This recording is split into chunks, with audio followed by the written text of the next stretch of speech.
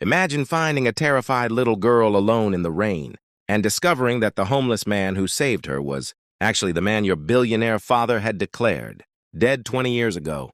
When Emma Carter's 8-year-old daughter disappeared from a luxury hotel, everyone expected the worst. But a homeless stranger found her first, and what he revealed about Emma's family would destroy everything she believed about her father. Before we begin, make sure you like this video, subscribe to the channel, and comment below where you're watching from, because tonight you're about to hear a story about betrayal, sacrifice, and a truth that was buried for 20 years.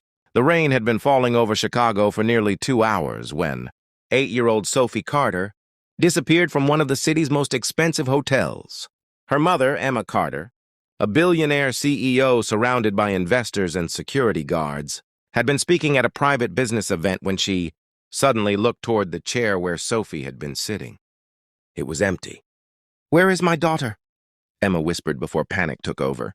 Within seconds, security guards were searching every floor: elevator, parking garage, and entrance. Emma's hands trembled as she kept calling Sophie's phone, but there was no answer. 3 blocks away, under a broken street lamp, a homeless man named Daniel Brooks noticed a little girl standing alone in the pouring rain.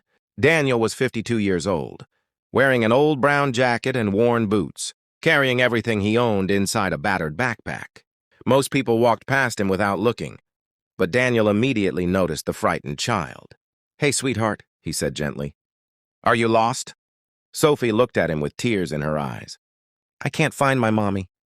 Daniel took off his jacket and placed it around her shoulders. "Don't worry. We're going to find her." He took Sophie into a nearby 24-hour diner and used the little money he had to buy her a hot chocolate.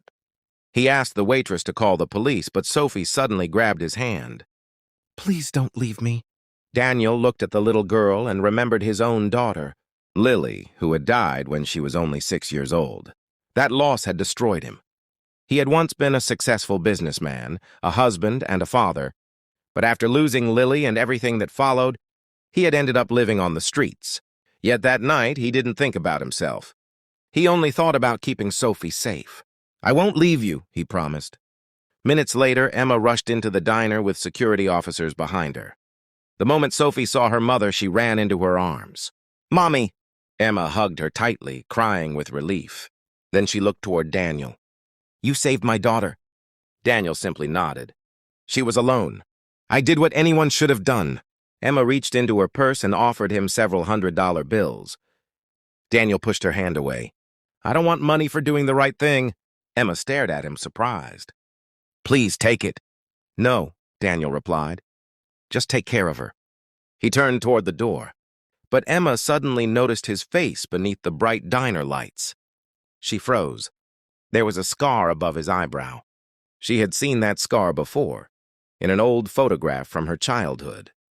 "Wait," Emma said. Daniel stopped. "What's your name?" He hesitated. "Daniel Brooks." Emma's face went pale. "Daniel Brooks?" Daniel slowly turned around. Emma could barely speak.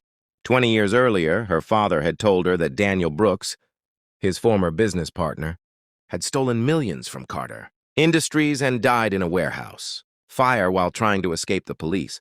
But the man standing in front of her was alive. "My father said you were dead," Emma whispered. Daniel gave a bitter smile. "Your father told a lot of people a lot of things." Emma followed him outside into the rain. "What really happened?" Daniel remained silent for several seconds before finally saying, "Your father didn't lose millions because of me. He stole them from me." Emma couldn't believe it.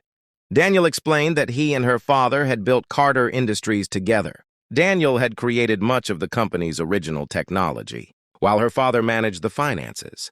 When the company became successful, her father wanted complete control. Daniel refused to sell his share. 3 days later, financial records appeared showing that Daniel had supposedly stolen $12 million. Then came the warehouse fire. "Your father arranged for me to be there," Daniel said. "I survived, but barely. When I woke up in the hospital, I learned that everyone believed I was dead." Emma shook her head. "Why didn't you come back?" Daniel looked down. "Because I had no proof, no money, and no one powerful enough to believe me.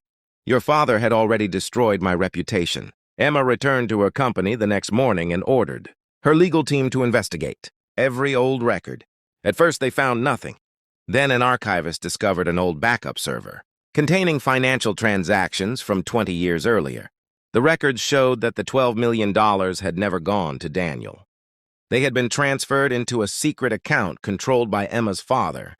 Then investigators found something even worse.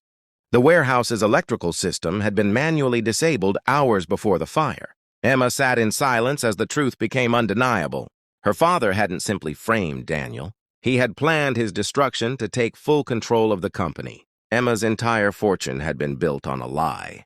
Weeks later, Emma held a press conference in front of Carter Industries. Cameras from across the country were pointed at her. 20 years ago, my father accused Daniel Brooks of stealing millions from our company, she said. He was innocent. Reporters erupted with questions, but Emma continued. My family benefited from a lie, and I will not continue it. She presented the evidence publicly and officially cleared Daniel's name. She even offered him his original ownership stake in the company. But Daniel refused. I don't want revenge, he said. I just want my name back. Emma helped him establish a foundation for homeless veterans and struggling families. Daniel became its director, not because he wanted wealth, but because he understood what it felt like to lose everything. Months later, Sophie visited him every Friday at the foundation. One evening, Emma watched her daughter hand Daniel a cup of hot chocolate and smiled. You saved her, Emma said quietly. Daniel shook his head. Maybe she saved me too. Emma's eyes filled with tears. My father took 20 years from you. Daniel looked towards Sophie and said, maybe he did, but he doesn't get the rest of my life. Sometimes the people we overlook are carrying stories we could never imagine. Daniel lost his business, his reputation, and 20 years of his life, but he never lost his kindness. And one rainy night, that kindness changed an entire family forever. If this story touched your heart, like this video, subscribe to the channel, and share it with your friends and family. And before you leave, tell us in the comments, what would you have done if you discovered your entire family had been built on a lie? Thank you for watching, and I'll see you in the next story.